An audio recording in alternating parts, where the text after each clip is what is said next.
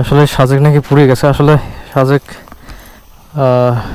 সাজেক ঢোকার পথে আর কি এখানে কিছু কটেজ পুড়ে গেছে। আসলে সাংবাদিকরা যেভাবে এটা ফোকাস করছে মনে হচ্ছে পুরো সাজেক পুড়ে গেছে, আসলে তা না।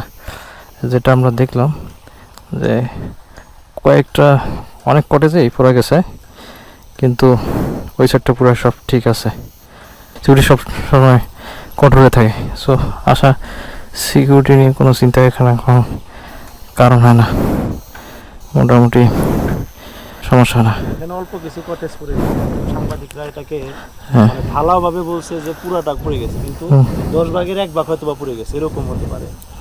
পুরাপুরি ওই পাশে সবগুলাই আছে, যা শুধু এখানে হয়তো বা আসলেই তাই। হ্যাঁ, পড়ে গেছে। আর গাছ কি সাংবাদিকরা যেভাবে এটা টল করে ফোকাস করছে পুরো সাজেক শেষ, হ্যাঁ, কিন্তু আসলে এমন না। হ্যাঁ, কয়েকটা কটেজ ঢোকার পথে আর কি কয়েকটা কটেজ এখানে পড়ে গেছে আর কি। কীভাবে গেছে এটা আসলে কর্তৃপক্ষই জানে।